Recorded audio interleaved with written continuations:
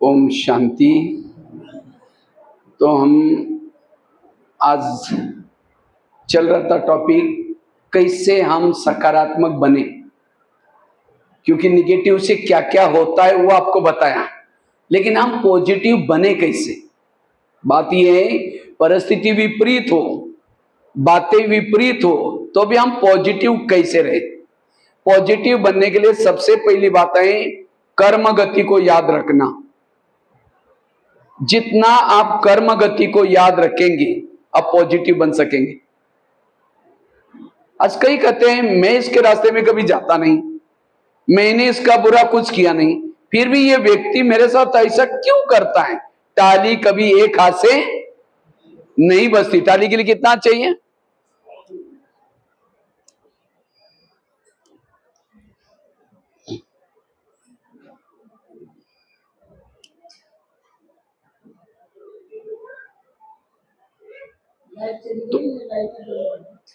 तो टाली के लिए कितना हाथ चाहिए? 2 हाथ चाहिए। इसी तरह अगर कोई व्यक्ति आपके साथ उल्टा सुल्टा करता है, इसका मतलब आपने भी कभी किया था। समझो कोई बहू है, सास उसको तंग कर रहे हैं, बहू को तनाव टेंशन आ रहे हैं। अगर सास और बहू का पिछला जन्म दिखाई जाए तो आज जो बहू है पिछले जन्म इसकी सास थी, और जो सास है वो कौन थी? बहू। इसीलिए कहते ना सास भी कभी बहू थी। अगर आपको पति तंग करता है, इसका मतलब आपने भी कभी पति बनकर के उसको तंग किया था। इस कर्म गति को याद रखना। रोने से, चिल्लाने से, गुस्सा करने से क्या हिसाब किताब चुकते होंगे? इसलिए इस कर्म गति को याद रखो, कभी भी तनाव टेंशन नहीं आएगा। अगर पति ने गाली दी, क्या समझो? अच्छा इनका भी बहुत दिन का बाकी था, पूरा हो गया। एक बहुत बड़ी ड्रामा की सीक्रेट आपको बात सुनाता हूं। आपके घर के जितने भी लोग हैं, कोई आपको देने के लिए, कोई आपसे लेने के लिए। जिन्होंने इस लेने देने के गहराई को समझा, उसको कभी भी तनाव टेंशन नहीं आएगा, उसके निगेटिव सोच नहीं चलेंगे। क्योंकि जिसके सोच निगेटिव है, योग में बैठा है, लाल लाल चल रहा है, गीत बज रहा है, शुरू करके मैं आत्मा हूं, शांत स्वरूप हूं, फिर कहेंगे मैंने उन्होंने क्यों बोला, फिर कहेंगे ठीक है मैं आत्मा हूं, शांत, फिर कहेंगे 15 दिन पहले भी तो बोला था, फिर कहेंगे ठीक है मैं आत्मा। वो आत्म चिंतन, परमात्मा चिंतन ध्यान नहीं लगा सकता। इसलिए इस कर्म गति को याद रखो।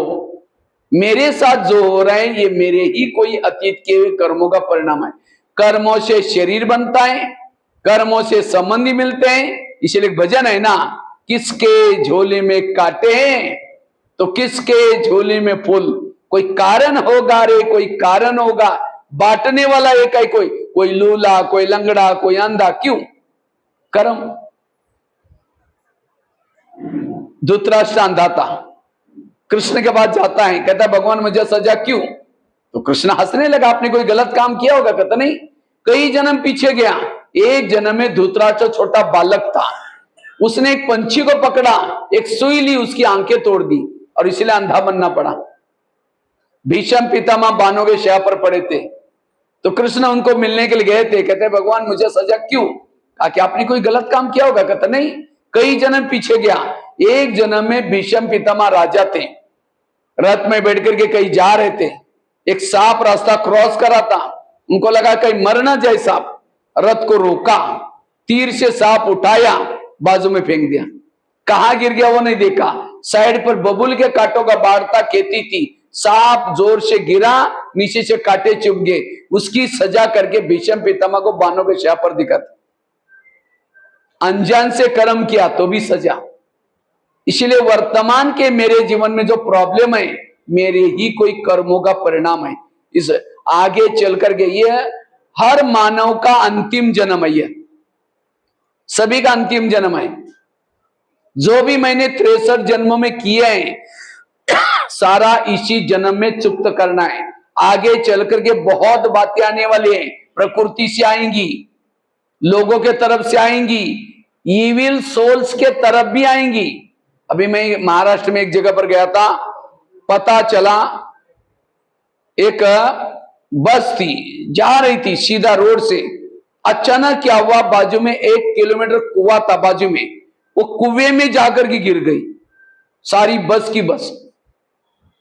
इविल सोच ने, हो सकता है उनके अंदर जो बैठी हुई आत्माओं के साथ उनका कनेक्शन होगा, सभी ने खींच करके उसके अंदर डाल दिया। एक दो बच्चे जिंदे रहे, बाकी सारे मर गए। जबकि बच्चे एकदम नीचे बैठे थे ड्राइवर के पास, बस सीधा ही गई, वो बच्चों को कुछ नहीं हुआ, सीधा आए, और बाकी सारे इविल सोल्स। आजकल एक्सीडेंट होते हैं, ये सारे हमारे, अगर मैंने किसी को दुख दिया है, वो इविल सोल्स के रूप में आकर के आपको भी दुख देगा। इसलिए किसी को दुख नहीं दो। बाबा का महावाक्य है, जो दुख देता है दुखी होकर के मरेगा। इसलिए इस कर्म गति को समझो। कई कहते हैं नहीं भाई जी, इस दुनिया में बहुत अन्याय हो रहा है, हमारे घर के पास इतना भ्रष्ट व्यक्ति है, इतना गलत काम कर रहे हैं, भगवान उसका ही घर भर रहे हैं, जो घर भर रहे हैं उसके पिछले अच्छे कर्मों का फल है। अब गलत काम कर रहा है, उसका फल भी उसको मिलेगा। भगवान के घर में देर है, अंधेर नहीं है। आज कई कहते हैं हम ओम शांति में जाते हैं, ब्रह्मा कुमारी में जाते हैं, तो भी हमारे जीवन में प्रॉब्लम क्यों? ओम शांति में कब से आ रहे? 1 साल 2 साल, पिछले जन्म में थे ओम शांति में, और उस समय गलत कर्म क्या छुमंतर हो गया? अगर ओम शांति में आने के बाद में मेरे जीवन में प्रॉब्लम है, ये मेरे पिछले जन्मों का हिसाब है। कर्मों ने ब्रह्मा को नहीं छोड़ा, दादियों को नहीं छोड़ा, आप कौन से पेड़ के पत्ते हैं? इसलिए ब्रह्मा बाबा को खांसी आती थी, तो शिव बाबा को कहते थे, बाबा मेरी खांसी थोड़ा ठीक करो ना। तो शिव बाबा कहता था, देखो मैं पतितों को पावन बनाने के लिए आया हूं, तुम्हारी खांसी ठीक करने के लिए नहीं आया हूं। ये खांसी तुम्हारे कर्मों का हिसाब है, तुम्हारे घर में मैं रहता हूं, इसका हिसाब दूंगा, लेकिन खांसी तुमको खुद को ही ठीक करनी पड़ेगी। गुलजार दादी बाबा का रथ था, 4 साल हॉस्पिटल में रही, कभी संकल्प। आज किसी को, बेटे को भी कोई तकलीफ होता है, ज्ञान में चलने वाली माता जी हलचल हो जाते हैं, निश्चय कम हो जाता है, और लोग भी कहेंगे अरे इनको भगवान पढ़ाता है, इनके घर में ऐसे हो रहा है। अरे भाई तुमको पढ़ा रहा है, वो बच्चे को उसका अपना हिसाब है। इसलिए इस कर्म गति को समझना, और जो इस कर्म गति को समझता है विपरीत परिस्थिति का सामना कर सकता है। मैं एक बहुत सुंदर घटना सुनाने जा रहा हूं, बड़े ध्यान से सुनना, और बीच बीच में कोई बात अच्छी लगी तो ताली बजाना। ताली बजाने से मेरा उमंग नहीं बढ़ेगा, बाजू में कोई सो रहा है उठ जाएगा अपने आप, ठीक है? वैसे तो सोने तो नहीं रहे कोई, मैं देख रहा हूं ध्यान से सब सुन रहे, बड़े ध्यान से सुना। एक आगरा में एक पति पत्नी रहते थे, बहुत गरीब थे, झोपड़पट्टी में रहते थे। उनके पास एक मेहमान आया, वैसा मेहमान दिल्ली में खरीदारी करने के हिसाब से आया था, लेकिन जब वो दिल्ली में आया था दुकान बंद थी। अब उसको लगता है बैठे बैठे मैं क्या करूं, मैंने कभी आगरा गया नहीं, देखा नहीं, चलो मैं आगरा घूम के आता हूं। व्यापारी आगरा देखने के लिए गया, सारा दिन उसने आगरा घूम के देखा, लेकिन रात को उसको सोने का प्रॉब्लम हो गया। जिस होटल में जाता था, जहां भी जाता था, सब कहते हैं हमारे होटल बुक है। अब उसको लगता है रात को कहां सो जाओ, अगर कहीं बस स्टैंड पर सो जाओ बैग चोरी हो जाएगी, करोड़ रुपए पड़े, कहीं स्टेशन पर सो जाओ तो भी चोरी हो जाएगी। अचानक उनको याद आई मेरे गरीब पति पत्नी, चलो उनके पास जाता हूं। रिक्शा करके गया, खाना खाया, बातें की, सब कुछ की। सोने से पहले उसने अपनी बैग खोली। जब बैग खोली तो गरीब की पत्नी की नजर बैग में गई, देखा इसके पास 50 के, 100 के, 500 के बहुत सारे बंडल है। उसको लगता है अगर 2-4 बंडल हमको मिल जाए तो हमारी गरीबी दूर हो जाएगी। रात भर नींद नहीं आई, 12-1 बजे बाहर गई, बड़ा सा पत्थर लाया, बैग सिराने थी, पत्थर सीधा उसके सिर में मार दिया, उसका तो मर्डर हो गया। पति की नींद खुली, पति कहता ये क्या हो गया? कहता हमारी गरीबी दूर हो गई। का ये बात किसी पुलिस वालों को पता चलेगा? लोगों को कहते किसी को पता ही नहीं चलने देंगे। इस व्यापारी को जमुना नदी में डाल देते हैं। रात को 2 बजे उस मुर्दे को बोरी में डाला, पीछे जमुना नदी थी, उसके अंदर डाल करके वापिस आए। वापिस उन्होंने घर में देखा खून ही खून हुआ था, तो उनको लगा किसी को पता ना चले। रातों रात उन्होंने खून के दाग मिटाए। उन्होंने खून के दाग तो मिटाए, लेकिन कर्मों में पड़े हुए दाग को कोई मिटा नहीं सकते। इसलिए भजन है ना, कर्म का लेका मिटे न रे भाई, लाख करे कोई चतुर है। उन्होंने उसी पैसे से एक प्लॉट लिया, मकान बनाया, दुकान खोला, गहने बनाए, गाड़ी करी, गरीबी दूर हो गई। लेकिन उनको कोई बच्चे नहीं थे, दोनों ही पति पत्नी थे। कुछ साल के बाद एक बच्चा हो गया, और एक ही बच्चा था, खिलाया पिलाया, कलेक्टर बनना जितना पढ़ाया, अचानक उस बच्चे को टाइफाइड हो गया। तो उनको लगता है इस बच्चे को कुछ ना हो जाए, बड़े से हॉस्पिटल में इलाज किया, बहुत खर्चा हुआ। उस खर्चे के पीछे उन्होंने गहने बेचे, बच्चे का इलाज किया, बच्चा ठीक नहीं हुआ। गाड़ी बेची, बच्चे का इलाज किया तो भी नहीं ठीक हुआ। दुकान चालू किया तो उसको भी बंद किया। एक दिन वो बच्चा कहता, पापा जी अपने को जो मिला था पैसा खत्म हो गया, मैं जा रहा हूं, बच्चा मर गया। तो बच्चा कौन था वो? हाँ, जिस व्यापारी को मारा था, आत्मा तो मरती नहीं, वही आत्मा पैसा लेने के लिए बच्चे के रूप में आई थी। ये है ऊपर वाले का डंडा, ये है कर्मों की। ये मैंने आप लोगों को क्यों सुनाया? आज माँ बाप ने होटल नहीं देखा, पैसा पैसा इकट्ठा किया, और बच्चा कोई ऐसा पैदा हुआ, गलत संगत में जा रहे हैं, नशा कर रहे हैं, माँ बाप को तनाव टेंशन आ रहे हैं। वो बच्चा कौन है? आपके पिछले जन्मों का हिसाब। टेंशन में आने से, मारपीट करने से, आज कई माँ बाप टेंशन में है बच्चों के कारण। ये बच्चे आपके पिछले जन्मों का हिसाब वाले लोग हैं। इसलिए कभी भी टेंशन में नहीं आओ। टेंशन में आएंगे, कोई शरीर की बीमारी होगी और खर्चा करना पड़ेगा और टेंशन बढ़ेगा। इसलिए पॉजिटिव बनो। कर्मों से शरीर बनता है, संबंधी मिलते हैं, सब कुछ कर्मों से होता है। इसलिए इस कर्म गति को समझना। कई को क्या लगता है भगवान हमें दुख देता है? भगवान कभी किसी को दुख किसे मिलता है? खुद के कर्मों से। अभी मैं पता नहीं कहीं जा रहा था, मेरे को किसी ने एक किताब दिया था, उसके अंदर बड़ी अच्छी घटना मैंने पढ़ी। ये घटना मैं आपके साथ भी शेयर करता हूं। इससे पता चलेगा कि भगवान किसी को दुख नहीं देता। आज मेरे जीवन में जो दुख है, मेरे कर्मों से दुख है। एक मुंबई में एक छोटा बालक रहता था, बच्चा मम्मी के साथ रहता था, उसके भाई बहनें कोई नहीं थे, बच्चा अकेला था, मां थी और बच्चा था। तो एक दिन वो बच्चा क्या कर रहा था, मम्मी के साथ कहीं, मम्मी मजदूरी का काम करने के लिए जा रहे थे, वो बच्चा भी जा रहा था। तो बच्चा अचानक, बच्चे ने क्या देखा, एक गुब्बारे वाला गुब्बारे बेच रहा था। तो बच्चे को लगा ये मैं भी ले लूं। तो गुब्बारे लेने के लिए जैसा वो बच्चा गया, मां को लगा इसको कुछ हो ना जाए। मां उस बच्चे को पकड़ने के लिए दौड़ी, जैसी दौड़ी एक कार स्पीड से आई, मां उसके अंदर खत्म। बच्चा ऊपर देख करके कहता है, भगवान मेरा पिताजी को तो पहले लेके गए, अब मेरे मम्मी को भी लेके गए, आप कितने निर्दय हैं, कितना ये है। भगवान को गाली देता है वो बच्चा। उनको लगता है भगवान के कारण मुझे दुख मिला। 4 दिन उस बच्चे ने खाना भी नहीं खाया। 4 दिन के बाद घर से, झोपड़ी से बाहर आया। किसी ने कहा, बेटा अब तुम्हारा कोई नहीं रहा, तुम हमारे पास चाय का दुकान है, उसमें काम करना। तो बच्चा क्या करता, रोज चाय वाले के पास जाता है, खाने का प्रबंध हो गया। लेकिन एक दिन उस बच्चे से गिलास टूट गया गलती से। वो चाय वाला इतना डांटता उस बच्चे को। तो बच्चा कहता है, भगवान आप मुझे कितना दुख दे रहे हैं, मैं जहां भी जाता हूं। एक दिन किसी ने कहा, एक झोपड़ी तुम्हारी मम्मी को दे, तुम खाली कर, अब रहने का भी प्रॉब्लम। वो टेंशन में आकर के शराबी बना।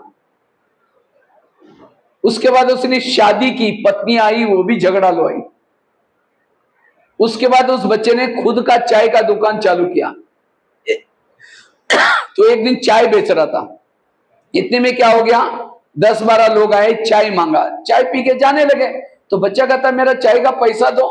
जैसा पैसा मांगा, वो 10-12 लोगों ने उस बच्चे की इतनी पिटाई की, बेहोश करके छोड़ के चले गए, सामान सारा बिखर करके चले गए। जब उस बच्चे को होश आया, कहता है, भगवान मैं जहां भी जाता हूं मुझे इतना दुख, अभी भी जैसा ही वैसा मैंने दुकान को चालू किया था, तो भी मेरे साथ ऐसा हुआ। आप कितने निर्दय है, क्या है करके भगवान के ऊपर क्या करता है, ताने मानता है। उसको लगता है पत्नी को सुना होगा तो थोड़ा खुश हो जाएगी। जाकर के पत्नी को बुलाया, मेरे साथ ऐसा हुआ। वो कहते हैं, तुमने ऐसा ही, तुमने कुछ बोला होगा, उसके ऊपर और गुस्सा करते हैं। आखिर वो सो रहा था, उसकी नजर खिड़की से ऊपर जा रही थी। आकाश के तरफ, कहता है भगवान मुझे कितना दुख मिल रहा है कि ऐसा करते करते दुखी होकर सो गया। रात को 2 बजे खिड़की से आवाज आती है, बेटा उठो, बेटा उठो। तो बच्चे की हड़बड़ी में नींद खुली, कहता है आप कौन है, कौन है? तो बाहर से आवाज आता है तुम्हारा पिताजी। कहते मेरा पिताजी? वो तो पहले ही मरा हुआ है। आवाज आता मैं तुम्हारे आत्मा का पिता परमात्मा हूं। कहते अच्छा भगवान मैं आपसे बात नहीं करूंगा, आपने कितना मुझे दुख दिया। फिर आवाज आता है बेटा ये हमने कुछ नहीं दुख दिया, ये सब तुम्हारे कर्मों का परिणाम है, चलो मैं तुम्हारा पिछला जन्म दिखाता हूं। तो भगवान ने उस बच्चे का हाथ पकड़ करके एक महल के पास लेके गए। तो बच्चा कहता है भगवान आप मुझे पिछला जन्म दिखाने वाले थे, ये महल क्या का पास का लाया, चलो मैं दिखाता हूं करके अंदर गए। तो जब अंदर गए तो कुछ कैदी क्या करे थे, सिपाही क्या करे थे, कैदियों को चाबुक से मार रहे थे। तो बच्चा प्रश्न पूछता है भगवान को, कहता है भगवान ये कैदियों को ऐसे क्यों मारा जा रहा है? तो भगवान ने कहा इनके राजा ने सिपाही को कहा कि पकड़ करके कैदियों को मारो करके ऑर्डर किया। अब वो सिपाही की क्या गलती है? फिर कहता है इनके राजा को कोई दया में नहीं आती। कहा कि राजा तो ऐसा ही है। लेकिन भगवान ने कहा ये कैदी कौन है पता है? जिस 10-12 लोगों ने तुम्हारी पिटाई की थी उनका पिछला जन्म है। फिर कहता मारना चाहिए, बड़े खराब थे। जैसे आगे गए राजा बैठा था, मंत्री बैठे थे, एक बच्चे से ग्लास मंगवाया था, शराब पी रहे थे मदिरा। तो बच्चा थोड़ा देरी से आया गिलास लेके, राजा बहुत गुस्से में आता है, उसको डांटता है, बच्चा घबरा गया, उसका ग्लास भी टूट गया तो और डांटता है। तो बच्चा पूछता है भगवान, जो भगवान के साथ जो बच्चा आया था, पूछता है भगवान ये राजा ही छोटे बच्चे को क्यों डांट रहे हैं? कहा कि राजा का स्वभाव ही ऐसा है। लेकिन भगवान ने कहा ये बच्चा कौन है पता है? जिस चाय वाले ने तुमको डांटा था उसका ये पिछला जन्म है। ठीक था, डांटना चाहिए, बड़े खराब थे। जैसे आगे गया, एक व्यक्ति बैठा था अंडरग्राउंड में महल के, जिसके हाथ में बेड़िया, पांव में बेड़िया, कपड़े पटे थे, खाना सामने पड़ा था। तो बच्चा पूछता है भगवान ये कौन है? कहा कि राजा का बड़ा भाई है। कहते अपने बड़े भाई के साथ इसने ऐसा व्यवहार किया? कहा कि ये राजा बनने वाला था, लेकिन कुर्सी के चक्कर में खुद राजा बना और इसको देशद्रोही बना करके अंडरग्राउंड में रखा है। लेकिन भगवान ने कहा ये कौन है पता है? तुम्हारे पत्नी का पिछला जन्म है। इसका मतलब राजा कौन था, वो बच्चा कौन था पिछले जन्म में? हा? वो बच्चा जो था इतना गरीब बना, कष्ट में रहा, पिछले जन्म में कौन था वो? राजा। राजा बनकर के उसने कैदियों को मरवाया, वही कैदी चाय पीने के बहाने आए, अपना बदला ले लिया। राजा बनकर के बच्चों को डांटा था, वही बच्चा चाय वाला बना और अपना हिसाब ले लिया। भाई के साथ ऐसा किया, वही भाई पत्नी के रूप में आकर के फिर। इतना ही नहीं, भगवान ने कहा तुमने राजा बनकर के अनेक झोपड़ियों को आग लगाई थी, रहने का मकान नहीं इसलिए, अनेक बच्चों को मरवाया था इसलिए तुम्हारे भाई बहने कोई, तो उस बच्चे के जीवन के प्रॉब्लम क्या भगवान ने दिया? हा? उसने ऐसे कर्म किया इसलिए जीवन में प्रॉब्लम आया। इसलिए वर्तमान समय के हमारे जो दुख है, किसी को पति तंग कर रहे हैं, किसी की सास तंग कर रहे हैं, किसी का बेटा तंग कर रहे हैं, किसी का पड़ोसी तंग कर रहे हैं, और यही तनाव का कारण है। ये क्यों तंग कर रहा है? मेरे पिछले जन्मों का हिसाब है। ये तो फिर कभी कहते ऊपर देखे कहेंगे भगवान तुमने भी आंखें बंद किया कि मेरे साथ क्या हो रहा है। अगर भगवान तुम्हारा पिछला जन्म दिखाई जाए, उसके साथ का व्यवहार दिखाई जाए, तो आपको भी शर्म आएगी। इसलिए इस कर्म गति को जिसको ज्ञान नहीं है उसको ही तनाव टेंशन आता है। और ये कर्मों का ज्ञान कहां मिलता है? या रोज की मुरलियों में मिलता है। इसलिए रोज मुरली सुन के जाएगा, और जब सारा दिन ऐसी बातें आएंगी कोई संकल्प विकल्प नहीं चलेंगे। इसलिए इस कर्म गति को समझना। आजकल तो ऐसी ऐसी मसनने निकली हैं, गर्भ में बच्चे या बच्चे चेक करते हैं, और आजकल तो बच्चियां तो किसी को पसंद नहीं है। डॉक्टर के पास जाएंगे, चेक करेंगे और निकाल करके कचरे में फेंक देंगे। अब वो आत्मा तो मरी नहीं। अच्छा उन डॉक्टर भी कहता है नहीं नहीं मैं ये गलत काम नहीं करूंगा, पैसे की लालच है। अगर नर्स भी कहते मैं पुलिस वालों को बताऊंगी, उसको भी नौकरी का सवाल है, पैसा मिल रहा है। अगर मम्मी भी कहती, चारों ने मिलकर के उस वो किस भाव से जन्म लेने के लिए आ रही थी, लेकिन सारे भाव को उसने क्या किया, उसके उमंग के ऊपर पानी फेर दिया। वही आत्मा अगले जन्म में उसी मम्मी का, पापा जी का, डॉक्टर का, नर्स का मर्डर करके कचरे में फेंक देते। और फिर हम ये देखते कहते ये एक व्यक्ति ने 4 को मारा, अरे कितना अन्याय किया, क्यों मारा, कारण तो होगा ना। इसीलिए इस दुनिया में जो कुछ हो रहे हैं ये हर व्यक्ति के कर्मों का परिणाम है। इसीलिए बाबा कहते हैं ये प्रकृति क्यों बिगड़ी है, क्योंकि हमने आंखों का दुरुपयोग किया, कान का दुरुपयोग किया, मुख का दुरुपयोग किया। इसलिए प्रकृति के अंदर गुस्सा आया, मैंने शरीर इसके लिए दिया था अच्छाई के लिए, इसने दुरुपयोग किया। इसीलिए अब हमें इस कर्म गति को समझ करके चलना है, तनाव टेंशन से दूर रहेंगे। अगर समझो कोई टीचर है, स्कूल का टीचर है, गवर्नमेंट स्कूल में पढ़ाता है, लेकिन समय पर पढ़ाता नहीं, आराम से बैठता है, उसका जो तनख्वाह मिलेगा उनको सुख मिलेगा उसे? हर इंसान को अपनी ड्यूटी एक्यूरेट करनी है, नहीं तो उस पैसे से सुख शांति नहीं मिल सकती। अभी मैं दिल्ली में रहता था, एक प्रैक्टिकल घटना आप लोगों को सुनाता हूं। जब दिल्ली में रहता था, आश्रम के सामने एक हाईवे था, रोहतक रोड। तो वहां रात को 10 बजे से 8 बजे से सवेरे 5 बजे तक ट्रकों को जाने के लिए परवानगी रहती थी, 8-9 बजे के बाद। तो वहां कुछ ट्रैफिक पुलिस वाला आता था। तो ट्रैफिक पुलिस वाला क्या करता था, हाथ ऊपर करता था, ट्रक वाले रुकते थे, कुछ पैसे दे करके निकल जाते थे। और मेरे को वहां किचन की भी सेवा थी, रात के समय सिक्योरिटी की सेवा भी थी, पहरा देता था। तो मैं देखता था ये हाथ खड़ा कर रहे हैं, वो ट्रक वाले पैसे दे रहे हैं। तो कभी कभी वो पुलिस वाला पानी पीने के लिए आश्रम में आता था गर्मी के समय में। तो मैं कभी उनको पूछता था, सर आप ये हाथ खड़ा करके जो पैसे लेते हैं ये कोई रोड का टैक्स होता है? कहता है नहीं नहीं रोड का टैक्स नहीं है। उनको हम गुमराह करते हैं, भाई तुम्हारा लोडिंग ज्यादा है, तुम्हारा कागज दिखाओ, ये दिखाओ। अब उनको लगता है पैसा दे और भागो, नहीं तो फिर सारा दिन बैठना पड़ेगा। मैंने कहा वो पैसा आप गवर्नमेंट में जमा करते हैं? नहीं नहीं गवर्नमेंट में नहीं देते, आधा मेरे अधिकारी बॉस को देता हूं और आधा मैं अपने जेब में रखता हूं। हमने कहा सर ये ठीक नहीं। अरे आजकल सब लोग ऐसे करते हैं। मैंने कहा सर आप पुलिस वाला होते हुए भी ऐसा कर रहे हैं? अरे चलता है, आजकल कौन नहीं करता। कभी कभी मैं कहता था आप हमारे आश्रम में आओ, इनका 7 दिन का कोर्स होता है वो करो, ये जो कोर्स करेगा ज्ञान लेगा वो स्वर्ग में जाएगा, सत्युग में जाएगा।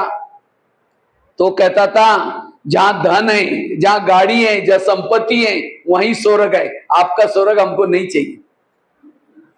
कभी कभी वो आता था मेरे को बैग खाली दिखाता था, देखो आप मैं सूटकेस खाली लेके जा रहा हूं और जाते समय देखो भर के लेके आऊंगा। इस तरह से हमारे काफी दोस्ती हो गई दोनों की। तो एक दिन जब वो पुलिस वाला आया था, उसके चेहरे पर उदासी थी। मैंने कहा सर क्या बात है आज उदास लग रहे हैं? और ये बड़ी घटना हो गई। हमने कहा क्या हुआ? कहता मेरा एक ही बेटा था, आईआईटी में पढ़ता था, उसको एडमिशन नहीं मिल रहे थे, मैंने पैसे से एडमिशन लिया, उसको पैसे से तोला, हर चीज दिया, लेकिन आज उसके कॉलेज से फोन आया मेरा बेटा 8 दिन से कॉलेज से गायब हो गए। उसने फिर दोस्तों से फोन करके उनके पूछा कि क्या बात है, तो दोस्तों ने कहा कि लव मैरिज करके वो भाग गए 8 दिन पहले। तो उसने सोचा कि चलो क्या है मामला, मैं वहां जाकर देखूंगा। तो इसीलिए बैंक में गया, एटीएम में पैसा निकालने के लिए।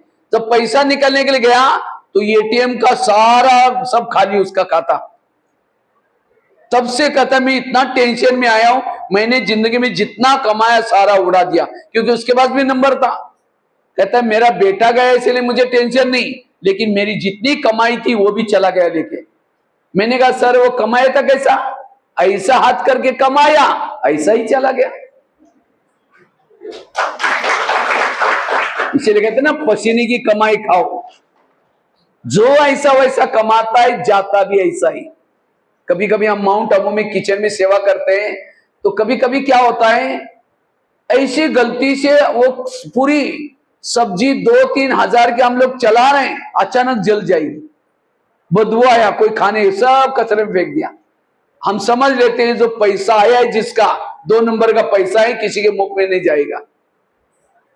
कर्म गति, इसलिए कर्मों की इतनी घुई गति है, इसलिए कर्म गति को समझना जरूरी है। और जो इस कर्म गति को समझता है उसको कभी भी तनाव टेंशन नहीं आएगा। दूसरी बात है, अगर मुझे तनाव से बचना है, टेंशन से बचना है, उसके लिए गीता का, रामायण का, महाभारत का मंत्र याद रखो। कौन सा? जो हुआ अच्छा हुआ, जो हो रहा अच्छा, जो होगा वो भी मेरे जीवन की हर घटना में कल्याण है। मेरे जीवन की सभी घटनाओं में कल्याण है। चाहे मेरे कोई चुगली करे, चाहे यहां की ट्रांसफर वहां करे, लेकिन मेरे हर बात में क्या है? कल्याण है। समझो आपकी चुगली लगा दिया, और आपको कोई टीचर है समझो स्कूल में, और किसी ने चुगली लगाई और आपकी ट्रांसफर गांव में किया, कितना टेंशन आएगा? बच्चों की पढ़ाई का, जाने आने का, उसको दुआएं देंगे। चाहे आपकी ट्रांसफर करें, चाहे कुछ भी करें, तो भी सोचो नहीं। एक रामायण की घटना सुनाता हूं, ध्यान से सुनना। राम राजा बनने वाला था, लेकिन रात में आकर के मंथरा ने कई को 2-4 उल्टी बातें सुनाई। तुम्हारा बेटा भी तो है, तुम अपने बेटे को छोड़ करके राम को राजा बनाने में राजी हो गए। और ये बातें सुन करके राम को राजा बनाने के बजाय कहां भेजा? 14 वर्ष वनवा में भेजा। सीता गई, लक्ष्मण गया, तीनों भी घर से चले गए। वियोग के कारण दशरथ ने प्राण त्यागा। खाने का प्रॉब्लम, सोने का प्रॉब्लम, किसके कारण? किसके कारण हुआ? मंत्रा के कारण। तो मंत्रा को जो भी देखेगा उसकी भावना अच्छी चलेगी, बुरी चलेगी? मैं खुद जब रामायण देखता था, मैं देखता था मंत्रा काला सा ड्रेस पहन करके डंडा लेके आती है। मैं कहता था इस बुढ़िया को भगो, उसको नहीं देखना। लेकिन एक दिन मैंने जब सोचा तब पता चला मंत्रा ने राम के साथ जो किया वो अच्छा किया। अगर रात में उनके घर में ना आती, राम क्या बनने वाला था? राजा। राजा बनता तो जंगल में नहीं जाता, जंगल में नहीं जाता, सीता की चोरी ना होती। अगर सीता की चोरी ना होती, रावण को ना मारता, रावण को ना मारता, तो राम की महिमा कोई नहीं गाता। तो राम की महिमा किसके कारण? मंत्रा के कारण। इसी तरह हर एक के घर में, ऑफिस में, आसपास में भगवान ने 1-2 मंत्रा रखी। और आज हमारा जो तनाव है वही मंत्र है। उसका चेहरा देखते ही वो हंसते है, लगता मेरे को देख के जरूर हंस रहे। वो किसी बात भी करता है, लगता मेरी बात जरूर सुना रहे, और यही तनाव है। लेकिन राम के मंत्रा ने तो राम का भला किया था, तो आपकी भी मंत्रा क्या करने वाले? भला ही करने वाले। इसलिए कभी भी निगेटिव नहीं सोचो। जो हुआ अच्छा हुआ, जो हो रहा अच्छा, जो होगा वो भी मेरे जीवन की हर घटना में कल्याण है। राम के जीवन में मंत्रा ना थी,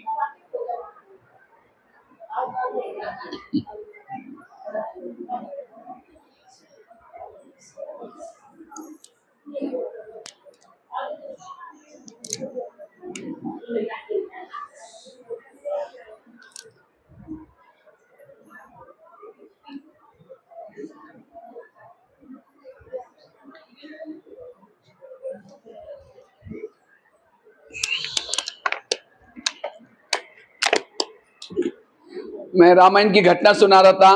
अगर राम के जीवन में मंत्रा ना थी, ना हनुमान मिलता, ना अंगद मिलता, ना ऋषि, ना मुनि, ये सब किसके कारण मिले? मंत्रा के कारण। आज आपको बाबा मिला, इतना अच्छा दैवी परिवार मिला, दीदी दादियां मिली, किसके कारण? आज तक की मंत्राओं के कारण। अगर वो लोग आपके जीवन में ना होते, आज यहां आप ना आते। अगर समझो कोई किसी का पति तंग करता है, तो माता क्या करती? दुखी हो जाती, भक्ति करती, और भक्ति करते करते यहां आई। उस पति का, अगर पति बहुत प्यार करता, कभी झगड़ाता, लड़ता झगड़ता नहीं, और कोई बहनें जाकर के कहते माता जी थोड़ा ज्ञान सुनने के लिए आओ ना, कहते बहन जी हमारे घर में बड़ी शांति, नहीं चाहिए तुम्हारा ज्ञान। उस पति का धन्यवाद, कितना अच्छा जगह पर भेजा। इसलिए जो हुआ अच्छा हुआ।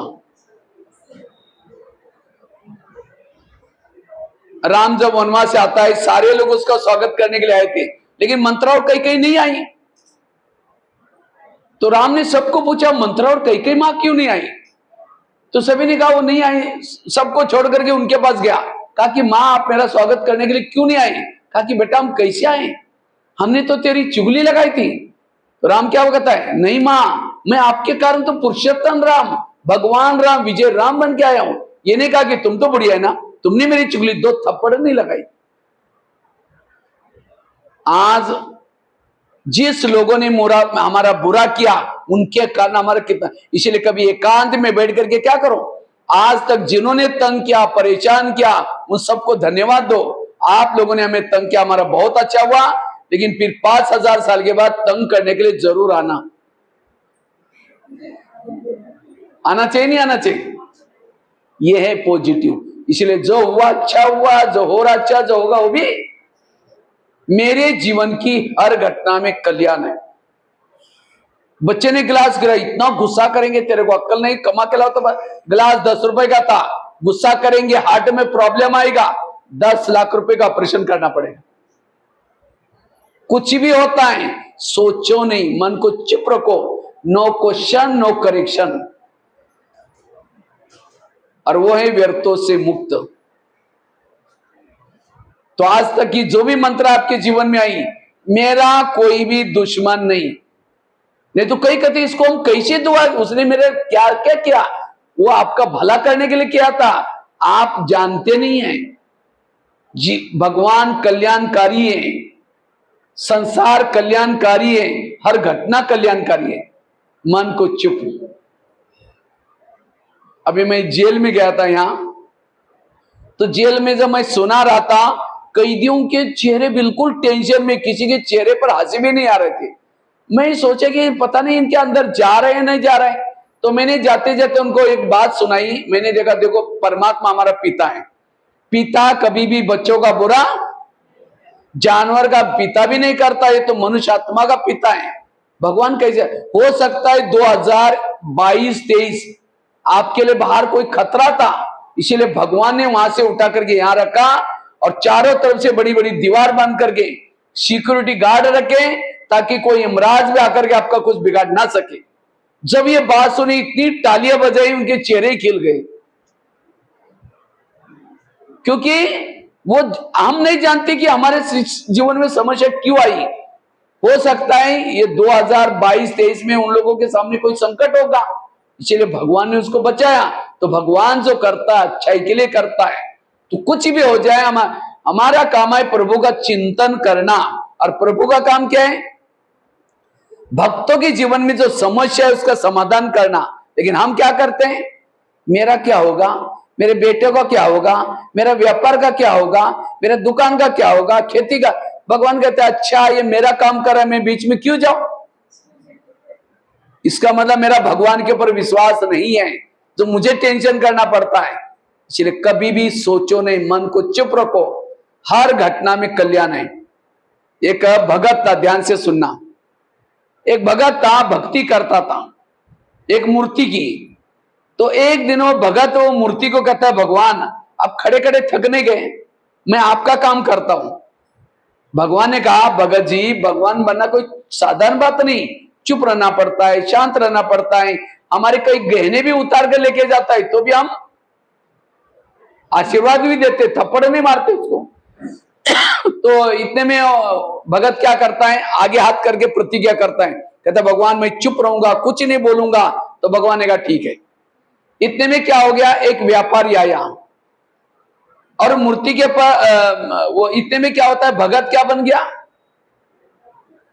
मूर्ति बन गया और खड़ा रहा वहां। और भगवान जो अंदर थे वो क्या करते हैं, भगत बन करके झाड़ू पोछा करके चला गया। इतने में एक व्यापारी आया और मूर्ति के सिर पर, पांव पर सिर रख करके कहता है, भगवान मैंने बहुत धर्मशाला खोली, मंदिर खोली, आपने मदद की, अभी मैं एक मंदिर खोलने वाला हूं, इसमें मुझे मदद करना। ऐसे करके सिर झुकाया, उसका एक पॉकेट नीचे गिर गया, बहुत पैसे थे, पॉकेट नीचे गिर गया जेब से। जाने लगा, मूर्ति को टेंशन हो गया, अरे भाई तुम्हारा पॉकेट है लेके जाओ। तब तक उसको याद आ, भगवान ने कहा तुम्हें चुप रहना, कुछ नहीं बोलना। इतने में क्या हो गया, का भिखारी आया, कहता है भगवान मैं 8 दिन से कुछ नहीं खाया, मुझे कुछ नहीं मिला, मैं भूखा हूं, आप हमेशा ध्यान रखते हैं। ऐसा करके दर्शन करने के लिए झुका, उसकी नजर पॉकेट के ऊपर गई। कहता है भगवान धन्यवाद, मैंने तो थोड़ा मांगा, आप इतना बड़ा पॉकेट दिया। अब मूर्ति को टेंशन हो गया, अरे मैंने तेरे को दिया ही नहीं, तुम चोरी करके लेके जा रहे हैं। तब तो उसको याद है, भगवान ने कहा तुम्हें चुप रहना है। इतने में क्या हो गया, का नाविक आया जिसको समुद्र जहाज चलाने के लिए जाने वाला था, 6 महीने के लिए जाने वाला था। कहता है भगवान मैं जा रहा हूं, मेरा ध्यान रखना, मेरे परिवार का ध्यान रखना, आंधी तूफान से बचाना। ऐसा करके दर्शन कर रहा था, एक पुलिस वाला आया, क्योंकि व्यापारी पुलिस वालों को लेके आया था। कहता है सर मेरा बहुत पैसा गिरा था, मेरे जाने के बाद यही आया। पुलिस वाला ने उसके हाथ में बेड़ी डाली, चल थाना चल करके खींचने लगे। अब मूर्ति को टेंशन हो गया, अरे पैसा कोई और लेके गया और पकड़ करके किसी और को लेके जा रहे हैं। ये तो भगवान ने हमको कहा कि तुम्हें चुप रहना है, ये कैसे हो सकता है। तो बोल दिया मैं भगवान बोल रहा हूं, ये निर्दोष है, छोड़ दो। इतने में पुलिस वाला इधर उधर देखता है, यहां तो कोई है ही नहीं, और भगवान तो झूठ नहीं बोलेगा, छोड़ के चले गए। तो शाम को भगवान आया, पूछा भाई तुम्हारा कैसा रहा दिन। कहता है भगवान आप ही भगवान बनना, मैं एक दिन में इतना टेंशन में आया और आप सारा दिन ऐसे चुप कैसे रहते हैं। अरे भगवान ने कहा हुआ क्या। कहता है एक व्यापारी आया था, उसका पैसा गिरा था, लेकिन आपने कहा इसलिए मैं चुप रहा। लेकिन एक गरीब आदमी वही उठा के लेके गया, तभी आपने कहा फिर मैं चुप रहा। और कहता है कि वह नाविक जिसको रोजी रोटी कमाने के लिए जा रहा था और पुलिस वाले उसको पकड़ करके जेल में डालने के लिए लेके जा रहे थे। आप होते तो भी बोल देते, मैंने बोल दिया, आप जेल में जाने से बचा है, मैंने अच्छा काम किया ना। भगवान ने कहा तुमने सत्यानाश किया, मैंने तुमको बोला था चुप रहना। क्योंकि व्यापारी ने 2 नंबर का काम किया था, पाप चढ़ गया था, उसका पैसा गिर गया, वो गरीब को मिल गया, उसका पाप कम हो गया, उसका पेट भर गया, दुआएं मिली, अच्छा ही नहीं बोला। लेकिन नाविक को पुलिस वाले पकड़ करके जेल में डाल रहे थे, तब भी तुमको चुप रहना चाहिए था। क्योंकि 2 महीने के बाद समुद्र में बड़ा तूफान आने वाला है, वो मरने वाला था, और जेल में जाता रख देते तो 2-4 महीने में छूट जाता था। तुमने कौन सा अच्छा काम किया, छोड़ के अभी मरने वाला है, वो तूफान आने वाला है।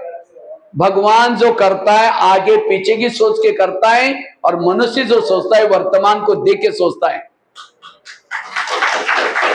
इसलिए आज आपके जीवन में कुछ भी होता है कल्याणकारी है, कभी भी सोचो नहीं, टेंशन नहीं आएगा। जो परिस्थिति में पॉजिटिव रहता है वो परिस्थिति वरदान बन जाती है।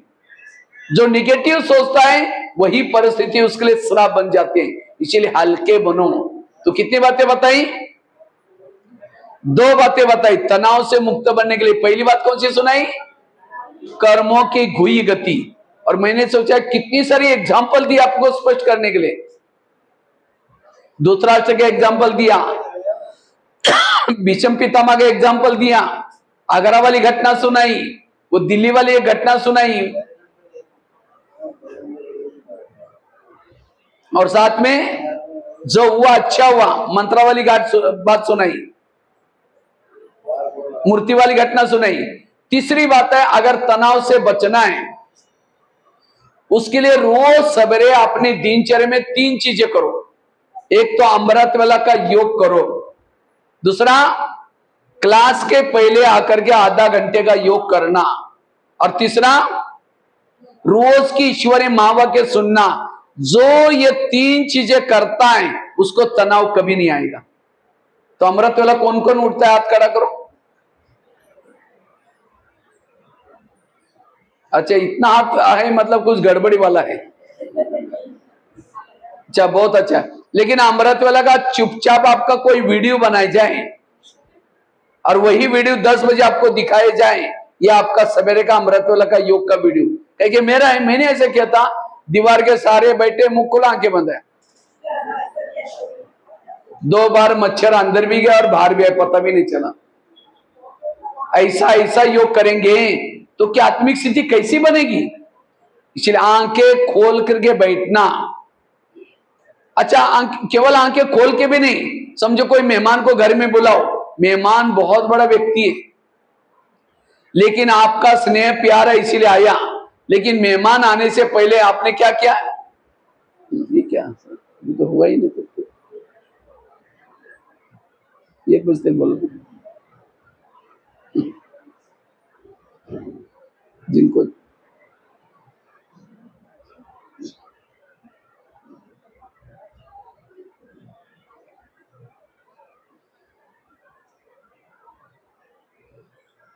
तो इसलिए क्या हो, 1 बजे तक बोला था अभी तो बताओ। अरे आए जिनको जाना है भले चले जाएंगे, प्रसाद दे दो और हलवा दे दो। नहीं फिर 1 बजे तक तो बोला ही टाइम, तो कैसे जाएंगे। स्ट्रिक्ट रहो, खाने के लिए आए। हमने कहा 1 बजे भोग लगेगा ना, नहीं जो उनको टाइम दिया तो 1 बजे, तो 1 बजे के बाद जाएंगे ना, क्यों जाएंगे, ऐसे क्यों जाएंगे। 1 बजे टाइम कितना बजे तक दिया था सबको, हाँ 1 बजे, फिर जाओ, इतना जल्दी क्यों जाए, 1 के बाद ही मिलेगा सबको। मुश्किल से तो इतना अच्छा ये चांस मिला है, ये बातें उपयोगी नहीं है सभी के लिए। 1 बजे लगा नहीं ना, हाँ 1 बजे लगा, और क्या, किसको किसको जाना है, भले जा करके अपना काम करके खाने के लिए पर वापिस आ जाना, कोई बात नहीं, शाम तो खाना तो मिल जाएगा, ठीक है। क्योंकि इतनी महत्व की बट्टी चल रही, क्लास मिल रहा है आप लोगों को। मैं देखा 4-5 दिन तो हम तो ये 4-10-12 लोग आते थे, तो अभी तो मुश्किल से आज का दिन चांस मिला है, तो कम से कम लेना है ना, तब तो जाकर के वो मीनाक्षी दीदी से प्यार है, नहीं तो प्यार केवल आए और हाजिर लगा के कौन सा प्यार होंगे, काम तो चलते रहेंगे, ठीक है। आज का दिन उनके नाम से रखो, तो थोड़ा ये स्नेह प्यार दिखाओ। तो मैं आपको बता रहा था, ठीक है, 1 बजे और आधा घंटे के बाद लगेगा वो, ठीक है। किसको किसको जाना है हाथ खड़ा करो, 1 बजे से पहले किसको जाना है, किसी को ही नहीं जाना, तो कोई बात नहीं, वो वापिस आ जाएंगे, तो एक के कारण सबको थोड़ी ये करना है। तो मैं आपको बता रहा था 3 चीजें आज से अपने दिनचर्या में अपनाना, कभी भी आपको तनाव टेंशन नहीं आएगा। पहली चीज अमृत वेला का योग, दूसरी चीज क्लास के पहले योग, और तीसरी चीज रोज की ईश्वरी महावाक्य सुनना। लेकिन अमृत वेला के लिए मैंने हाथ खड़ा किया, अमृत वेला तो उठते हैं, लेकिन कैसे बैठते हैं, केवल नेमिनाथ नहीं बैठ करके बैठा वो, लेकिन समझो कोई बड़ा सा मेहमान को घर में बुलाओ, वो आने से पहले दरवाजे खिड़की लगा करके सो जाओ, वो बेल बजा रहे, घंटी बजा रहे, दरवाजे नहीं खोलो, अब उसको कैसे लगेगा, अरे ये तो कैसे, मैं काम छोड़ के आया, इनका काम है, वो तो चला जाएगा। फिर फोन करोगे क्या बात आप आई नहीं, कहेगा मैं आया था, बेल बजाई थी, घंटी बजाई थी, आपने दरवाजे नहीं खोला, नहीं नहीं प्लीज आओ, फिर आया, फिर दरवाजे बंद किया, फिर फोन करो, कहेगा कभी नहीं आऊंगा। इसी तरह अमृतवेला उठेंगे, बाबा को निमंत्रण देंगे, मीठे बाबा, प्यारे बाबा, आप आ जाओ, हम आपसे बातें करनी करनी करनी। अब उसको तो बुलाया, दरवाजे खिड़की, तेरे द्वार खड़ा भगवान, भगत भर ले जोली भगत, ओम शांति हो गया। इसलिए आंखें बंद करके नहीं बैठो, खोल के बैठो, और केवल खोल के भी नहीं, और कोई घर में मेहमान बैठा उसके चेहरे की तरफ देखते रहो, वो कहेगा फोन क्यों किया था, फिर घड़ी में देखेंगे, कब तक देखना है। मैं देखता हूँ कई भाई बहनें क्या करेंगे, योग बाबा के फोटो के तरफ देखते रहेंगे, बीच में घड़ी के देखेंगे, फिर देखेंगे। अब कोई घर में मेहमान बैठा है, उसके चेहरे के तरफ देखते रहो घड़ी, उनको लगा मैं आने का करना डिस्टर्ब हो गया, वो तो चला जाएगा। मैं कई बार जब क्लास कराता हूँ ना, तो कई माताएं धीरे से घड़ी की तरफ देखते रहे, मैं समझ गया इनका कोटा पूरा हो गया, अब उनको जाना है, बुद्धि तो निकल गई कहीं, हम बोलना ही बंद कर लेते फिर। इसलिए लगन में मगन होकर के बैठो, और जो अमृत वेला अच्छा करता है उसकी आत्मिक स्थिति बनेगी, और जिसकी आत्मिक स्थिति बनेगी उसको व्यर्थ संकल्प नहीं चलेंगे। तो व्यर्थों से बचने के लिए हम, दूसरी बात है क्लास के पहले आधा घंटे का योग। क्लास यहाँ कितना बजे होता है? हाँ, 7 बजे। योग कितना बजे चलता है? 6:30 बजे। पहुंचते कितने हैं? मैं देखता हूं 6:45 में भी क्लास में बैठा था। आज की नहीं, रोज की मैं मुश्किल से 1-2 आकर, कई कहते दूर है, मुझे लगता है शहर 5 किलोमीटर तो होगा, 5 किलोमीटर से ज्यादा तो होगा नहीं, लेकिन हमें रोज क्लास सुननी है। ये तो बाबा, नहीं तो ऐसा आएगा, अभी एक समय आएगा समुद्र की लहर आकर के हिमालय को छू करके वापिस जाने वाले हैं। जाते आते समय आएगी और सबको वापिस लेके जाने वाली है। उस समय ये नहीं कहेगी लहर तुम रुको, मुझे थोड़ा घर का काम करना है, खेती का, किसी का नहीं सुनने वाली है, सबको लेके जाने वाली। इसलिए अभी तो आप आ सकते हैं, एक समय आएगा घर की खिड़की भी नहीं खोल सकेंगे। जितना अमृत लेना है पी लो, जन्म जन्मांतर की बात है। इसलिए रोज हमें क्लास के पहले आकर के आधा घंटे का, खेती का काम तो जानते हैं ना सभी। खेती में धान डालने से पहले क्या करते हैं? बीज डालने से पहले क्या करते हैं? हल चलाते हैं, फिर बाद में डालते हैं। इसी तरह ज्ञान का बीज बुद्धि में डालने से पहले क्या करना है? आधा घंटा योग करके फिर सुनना है। इसलिए कल से सबको आधा घंटे का योग, क्योंकि मुरली सुनने के लिए एकाग्रता चाहिए। ये कोई महाराज जी के सत्संग नहीं सुनो और घर में जाओ। कई तो कहते हैं हम रोज मुरली सुनते हैं, उस मुरली सुनने से कोई प्राप्ति नहीं होगी, परिवर्तन होगा ही नहीं। जब तक योग का बल नहीं है तब तक परिवर्तन नहीं होने वाला। इसलिए आधा घंटा योग करके फिर मुरली सुनिए। और साथ में मुरली कहां सुननी है? सेंटर पर आकर के, बहनों के सामने बैठ करके।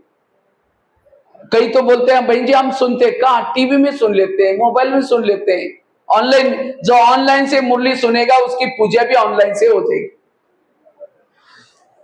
उसके मंदिर में भगत नहीं जाएंगे, दूर से भोग लगा देंगे, क्योंकि यहां बाबा को भी मुरली सुनने के लिए नहीं आए थे। इसलिए रोज यहां आकर के सुनना है। एक बार ब्रह्मा बाबा को दादियों ने पूछा था, बाबा त्रेतायुग वालों के लिए पढ़ाई का प्रबंध आप क्या करेंगे? इसके लिए इतना मधुबन में इतना डाइनिंग हॉल ये सब कुछ बनाना पड़ेगा। बाबा ने कहा कि नहीं बच्चे, त्रेतायुग वालों के लिए पढ़ाई का प्रबंध मैं आगे चल करके जरूर करूंगा। रेगुलर क्लास के 9 लाख बनाओ स्टूडेंट, तो त्रेतायुग का प्रबंध मैं करूंगा। और अब बाबा ने क्या किया? Peace of mind TV, Facebook, WhatsApp ये सब चालू किया। किसके लिए? त्रेतायुग वालों के लिए। तो आपको सत्युग में जाना है, त्रेता में जाना है? तो मुरली कहां सुननी है?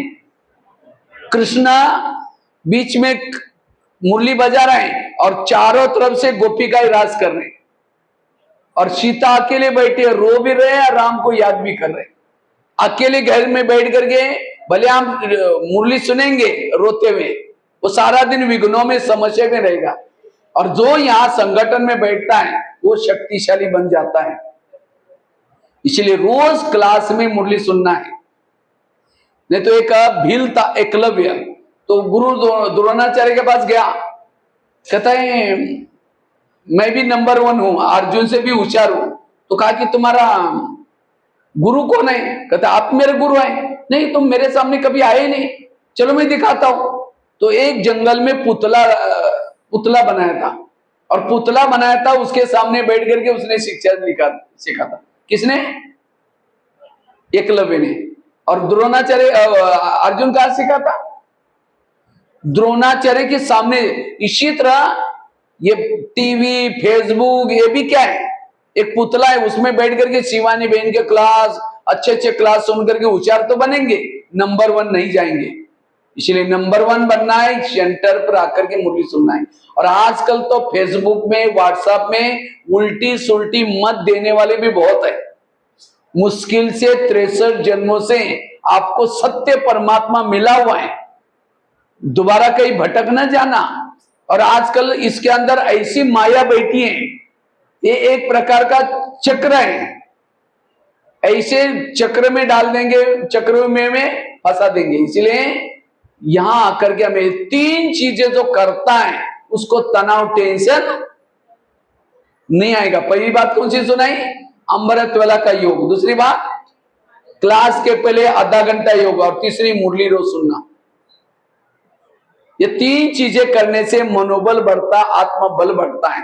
कहते एक 2 महिलाएं थी, एक महिला रहती थी 2 मंजिल पर ऊपर, दूसरी रहती थी नीचे की मंजिल पर।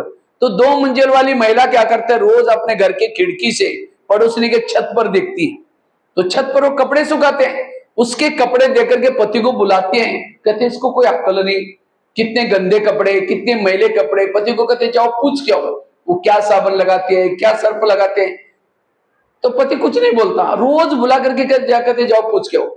एक दिन जब उसने उसी खिड़की से देखा तो पड़ोसनी के कपड़े अच्छे दिखने लगे, फिर पति को बुलाया, कहते आज इसको कैसे अक्ल आ गई, कितना अच्छा धुलाई किया, जाओ पूछ के आओ। पति धीरे से मुस्कुराता और कहता है आज सवेरे सवेरे मैंने अपने घर के खिड़की के कांच साफ किए। समझ में आया? ताली नहीं बजी, क्या समझे?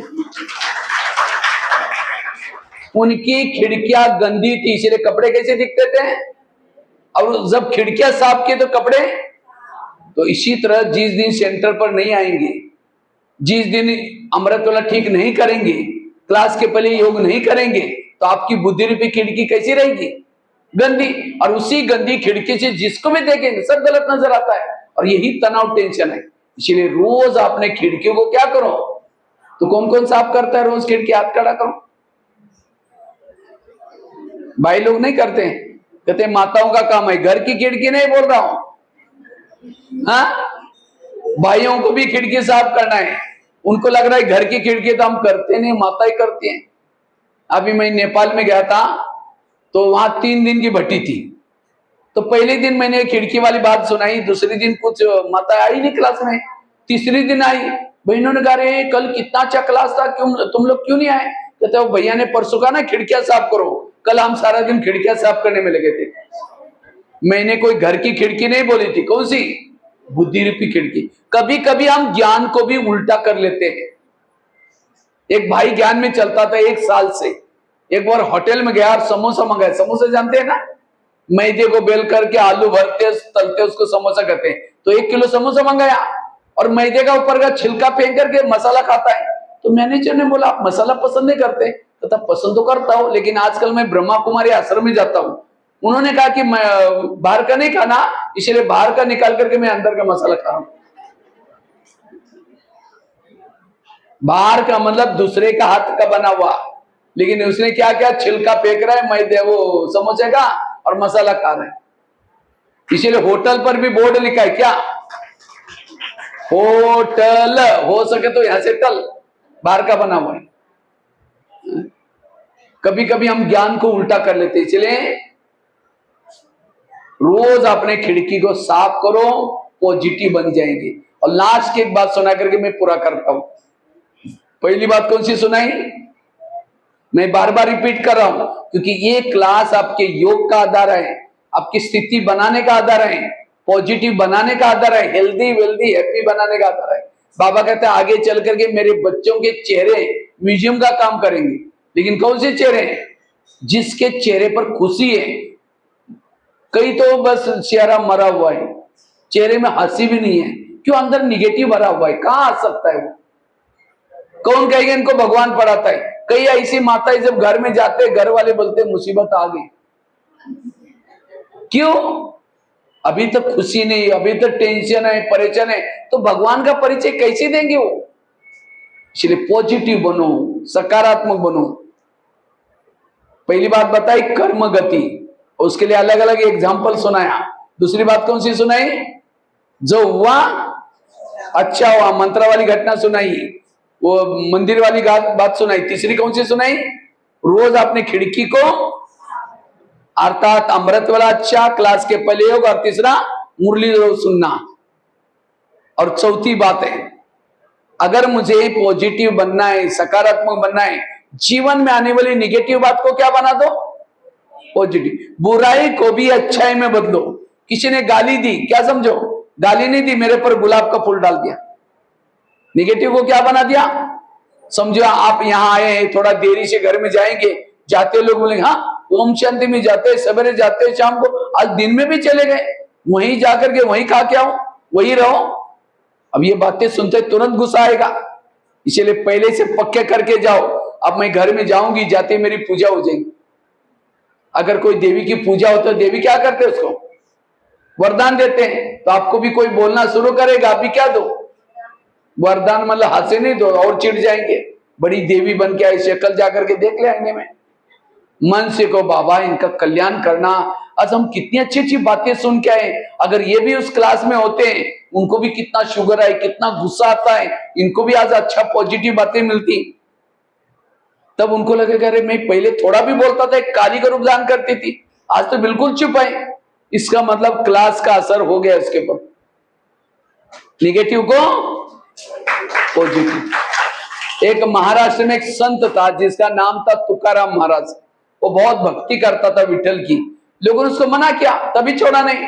एक दिन सभी लोगों ने पकड़ करके उस संत के गले में सब्जी की माला पहना दी, बैंगन, टमाटर, आलू, मटर, मिर्ची, मुंह काला किया, बाल उतर करके हल्दी लगाई, गधे पर बिठाया, गली गली में घुमाया, इतना नहीं घर के सामने लाया, पत्नी को बुलाया। जब उसकी पत्नी देखती मेरे पति के साथ ऐसा किया, सबको गाली देती।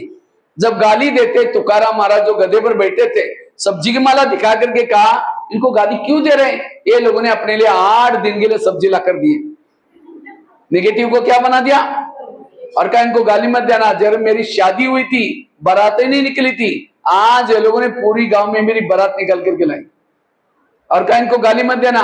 मेरे शरीर में फोड़े हो गए थे, ये लोगों ने बाल उतर करके हल्दी लगाई, हल्दी तो एंटीबायोटिक का काम करते, अब ठीक हो जाएगा।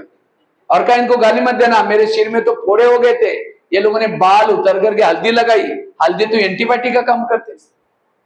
निगेटिव को क्या बना दिया? यह है जीवन जीने की कला। और जो बुराई को भी अच्छाई में बनाता है, हर व्यक्ति के साथ हर परिस्थिति में एडजस्ट होकर के चलता है। इसलिए पॉजिटिव बनो, सकारात्मक बनो, बुराई को भी अच्छाई में, जो बुराई को अच्छाई में बदलता है उसके पास एक शक्ति आती है, उस शक्ति का नाम है सहन शक्ति। और जिसने सहन करना सीखा उसको कभी भी तनाव, टेंशन, सहना यही गहना है। एक पत्थर भी सहन करके मूर्ति बनता है, तो आप महान देवी देवता नहीं बनेंगे। इसलिए सहन करना सीखो। इसलिए निगेटिव को क्या बना दो, तो ये 4 बातें साथ में लेके जाना। और मैंने केवल सुना ही नहीं, मैंने खुद भी किया है। लास्ट में मेरा अपना छोटा सा अनुभव सुना करके पूरा करता हूं। वैसे शरीर का नाम है भगवान भाई। लौकिक में मैं महाराष्ट्र से एक छोटे से गांव में जन्म लिया। मैं 11 साल तो स्कूल भी नहीं गया था। 11 साल के बाद स्कूल में गया। टीचर ने कहा पहले क्यों नहीं आए? हमने कहा सर मुझे पता नहीं। कहा कि कोई बात नहीं, कल से आओ। तो पहले दिन टीचर ने मुझे 5वीं कक्षा में बिठाया। तो रोज जब जाना शुरू किया, घर वाले मना किया, अपने पैसे नहीं जाना। मैंने कहा मैं बिना पैसे का पढ़ूंगा। कहा कि ऐसे जाना तो भले जाओ। 1 साल के बाद 6वीं में, फिर 7वीं में। तो 7वीं कक्षा में बोर्ड की परीक्षा थी। तो टीचर ने कहा तुम डायरी पेन नहीं लाते, कल से स्कूल में नहीं हो। सोचा अब क्या करें, घर में तो मना किया है। तो मैं क्या करता था, रद्दी से पुरानी डायरी लाता था। पहले स्याही से लिखते थे। रद्दी की डायरी को पानी से धुलाई करके, धूप में सुखा करके फिर लिखता था। चोरी नहीं की, गलत रास्ते में नहीं गया। और एक दिन आया, उसी सत्यता का, ईमानदारी का फल मिला। उसी रद्दी में एक ब्रह्मा कुमारी का किताब मिला, और उस किताब ने जीवन की रेखा को बदल दी। आज यहां तक पहुंचा। मुझे बाबा का एक रद्दी से किताब मिला, उसी से 40 साल से अपना जीवन समर्पित किया, निश्चय बुद्धि होकर के। मेरे जीवन में प्रॉब्लम आई, समस्या आई, लेकिन बाबा के इस ज्ञान के आधार से मैंने पॉजिटिव बनाया। मैं जब दिल्ली में रहता था तो मुझे हिंदी भाषा नहीं आती थी। तो मुझे कभी लगता था किसी को ज्ञान सुनाना सीखना है। तो मैंने 2-4 लोगों को बुला करके कुछ सुनाना शुरू किया। किसी ने मेरे को देख लिया, कहते आप क्या सुना रहे थे? मैंने कहा ज्ञान। कहते तुम्हारा काम नहीं, तुम ऐसे वैसे, बहुत निगेटिव बोला। कितना गुस्सा आना चाहिए। मैंने सोचा नहीं, इसमें कुछ कल्याण है। आपसे मैं ज्ञान, आज से ज्ञान का स्टॉक बढ़ाऊंगा। तब से मैंने सुनाना छोड़ दिया।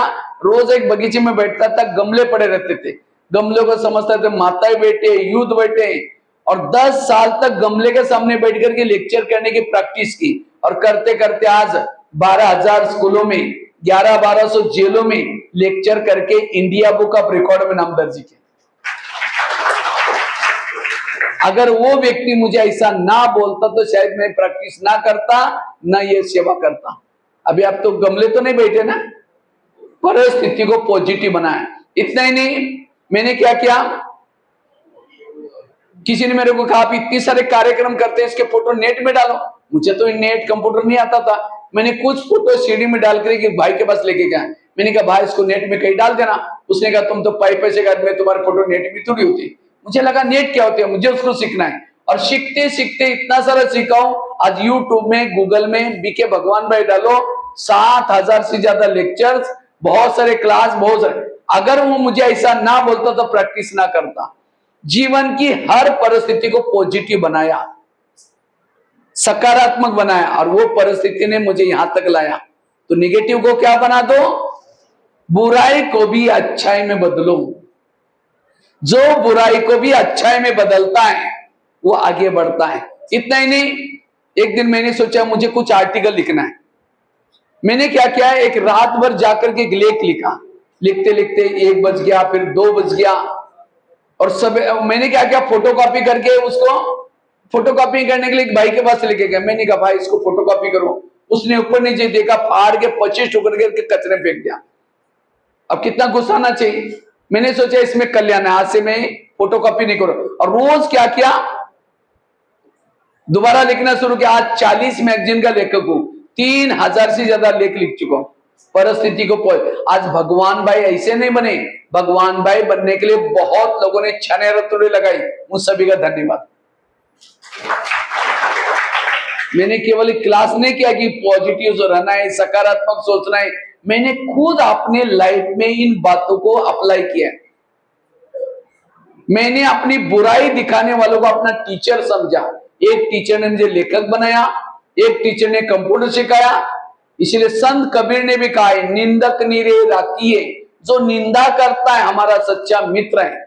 तो वर्तमान समय अगर आपने जीवन को हेल्दी, वेल्दी और हैप्पी बनाना है, अपने सोच को पॉजिटिव बनाना बड़ा जरूरी है। जो अपने विचारों को पॉजिटिव बनाता है, मानसिक रूप से जो बीमारी हो रहे हैं, इन मानसिक 3 प्रकार की बीमारी बताई। एक तो मन की बीमारी, दूसरा तन की बीमारी, तीसरा सामाजिक बीमारी। जिसका मन बीमार है, डिप्रेशन में है, उसका तन भी बीमार होता है, और जिसका मन तन बीमार है, सामाजिक बीमारी भी। इसलिए वर्तमान समय ये सकारात्मक सोच आज हमारे जीवन में बड़ा जरूरी है। क्योंकि आजकल हर घर घर में रामायण चल रहा है, घर घर में टेंशन, तनाव है। और इस तनाव, टेंशन से बचने के लिए हमें पॉजिटिव विचारों का क्या लेना है, सहारा लेना है। पॉजिटिव विचार कहां से मिलेंगे, टीवी खोलने से नहीं, अखबार पढ़ने से नहीं, किसी के पास जाने से नहीं, ये मिलते हैं यहाँ सत्संग से। और इसीलिए यहाँ बहनें आप लोगों को रोज कितना करते कि आओ आओ करके, कई तो बहाना बनाते हैं, नहीं घर दूर से दूर रहे, ये सारे बहाने। कई कहते दुकान खोलना पड़ता है, दुकान खोलेंगे 1 घंटे में कितना कमाएंगे, 500 रुपए, 400 रुपए। आश्रम में नहीं आएंगे, ये ज्ञान नहीं सुनेंगे, लाखों करोड़ आपका घाटा हो जाएगा। आप कहेंगे आप पैसा देते हैं, पैसा नहीं देते, ज्ञान देते हैं। ज्ञान को धन भी कहा जाता है। जो ये ब्रह्मा कुमारी का ज्ञान लेता है, संस्कार बदलता है, व्यवहार बदलता है, आने वाली सत्युग की दुनिया में 21 जन्मों तक राजा महाराजा का पद प्राप्त करता है।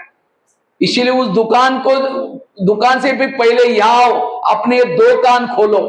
उस दुकान से कमाई हुआ चोर लुटेगा, आग जलाएगा, पानी डुबोएगा, लेकिन इस 2 कान से कमाई हुआ ना चोर लुटेगा, ना आग जलाएगा, ना पानी डुबोएगा, ये आपके साथ में जाएगी। इसीलिए ये 2 कान वाला दुकान खोलो, 1 घंटे के लिए खोलो। बाकी 23-24 घंटे जो करना है आप अपने घर से का काम करो, लेकिन 1 घंटा भविष्य के लिए, वर्तमान के लिए, अपने जीवन को अच्छा बनाने के लिए जरूरी है।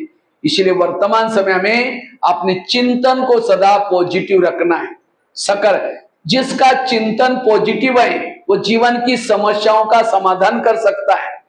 जिसका चिंतन निगेटिव है उसको रात को चैन की नींद नहीं आएगी, उसके घर में बरकत नहीं होगी, उसको जीवन में शांति नहीं होगी।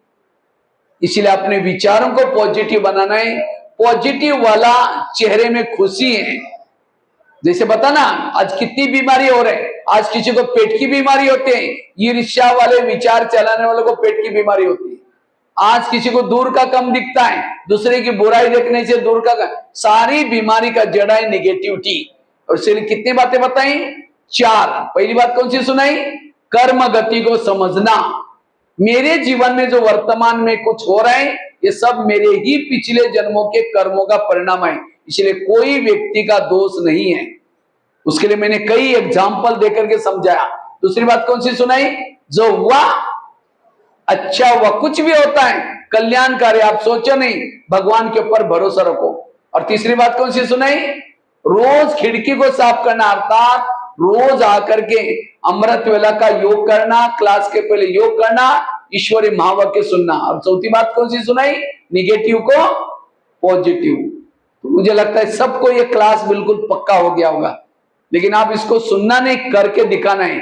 तो कल से पता चलेगा कितना लोग क्लास में आते हैं, कितना क्लास के पहले आकर के योग करते हैं। अब अगर यहां आते हैं, जहां भी जाते हैं, लेकिन ये 3 चीजें जरूर करनी है। ठीक है? ओम शांति।